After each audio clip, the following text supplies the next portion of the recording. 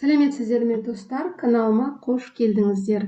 Бүгін 1С бағдарламасының пайдалы функцияларын қарастырамыз. Алғашқыда 1С-пен жұмыс жасай бастаған бухгалтерлер үшін, есепшілер үшін өте пайдалы функциялар. Мысалы, сатып алу құжаттарының ішінде жабдықтаушылардың құжаттары, документы поставщиков, бізге тек қана белгілі бір мерзімдегі, яғни уақыт аралығындағы құжаттарды қарастыру қажет. Ол үшін біз еще кнопкасына басып, установить период, яғни аралықты белгілеу деген кнопканы басамыз. Және, мысалы, 21 жылдың қазан айының, мысалы, 1-нен 15-не дейін ғана құжаттарды белгілейміз. Мына қазан айы 1-нен 15-не дейін выбрать. Тек қана осы аралықтағы құжаттар ғана базада көрсетіледі. Егер бізге тек счет фактуралар қажет болса, біз счет фактураға басып, расширенный поиск, яғни кеңейтілген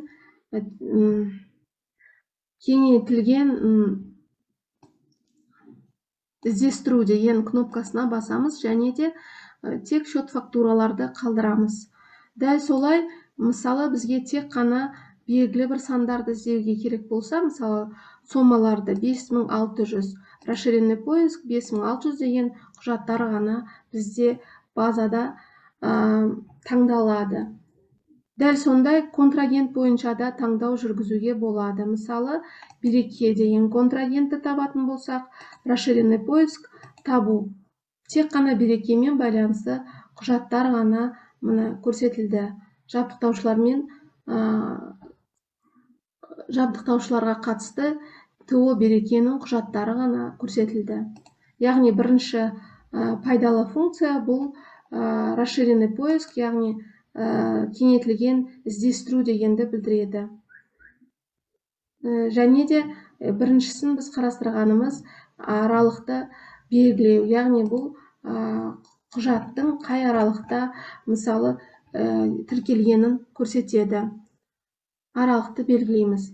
Тағы бір пайдалы функция, егерде біз аралықты белгілеу қажетсіз болса, онда мына кнопкаға басып, қайдадан барлық тізімді бағдарлама көрсетеді. Мысалы, бізге екінші функция, тағы бір функция пайдалы, бұл құжаттардың ішінде поступление товарно-материальных запасов, яғни товарлы-материалдық қорлардың келіп түсуі ашамыз. Осы тауарлардың, келіп түскен тауарлардың тізімі қажет бізге. Мысалы, Excel түрінде, Excel форматында. Ол үшін ешеуға басып, вывести список деген нүктеге функцияға басамыз, және де мынау бағаналардан тек қана қажетін ғана қалдырамыз. Ручная обработка дегенді, мысалы, алып тастаймыз галочкасын, автор, комментарий дегенді алсақ, онда окей деген окейді басамыз, және де міне бізде осындай кесте шығады. Кестеге бір рет басамыз, мынандай 4 бұрыш шығу керек, және Ctrl$S дегенді басқан кезде мынандай терезе шығады. Мысалы, рабочий столды таңдаймыз, және рабочий столда форматты таңдаймыз. Мысалы, Excel форматында, немесе PDF форматында өзімізге ыңғайлы форматын таңдап, Excel форматы, және атаймыз, мысалы, тауардың келіп түсуі деген сияқты. Тауардың келіп түсуі. Енді орысша, қазақша нақты жазған жоқпын, себебі менде клавиатура бойынша кішкене клавиатура ауысқан кезде сондай бір проблемалар бар, сондықтан мен қазақ тілінің орысша жаздым. Енді кешіріп қоясыздар. Келесі тағы бір функция, пайдалы функция, калькулятор деген функциясы бар.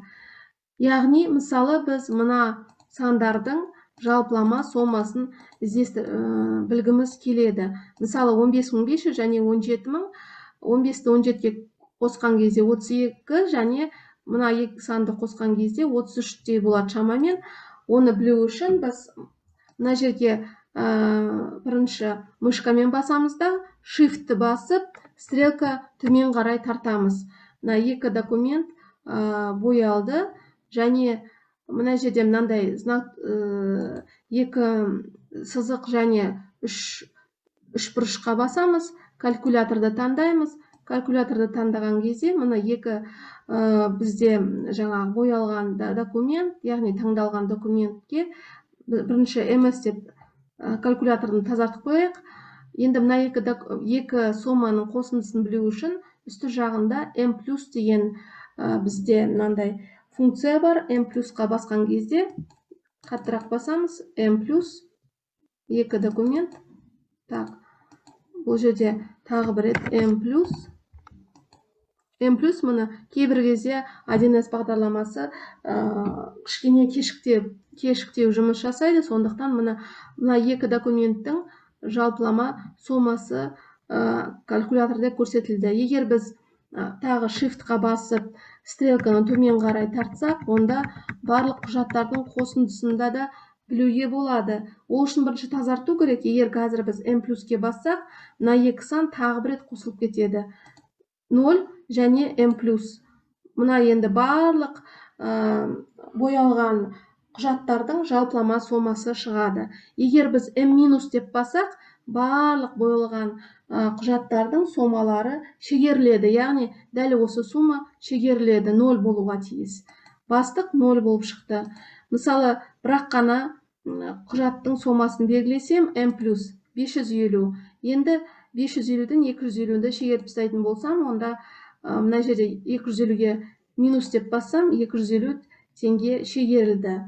20 мыңды шегеретін болсам, тағы бір рет минус 20 мың мұны. Дәл осылай көрсетілді.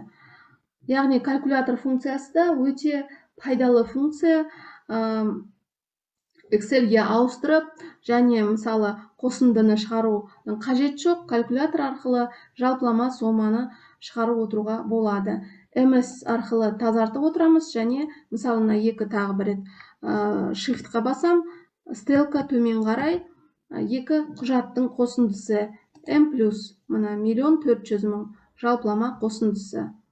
Және осының ішінде мысалы 504 мыңды шегеріп тастауым керек болса, 504 мыңды ғана таңдаймын, m- 896 мың. Дұрыс, барлығы дұрыс. Сонымен калькулятор функциясы да өте пайдалы, және бухгалтер үшін өте қажетті функция деп ойлаймын. Сонымен бүгінге осы, келесі жолға дейін қош сау болдыңыздар.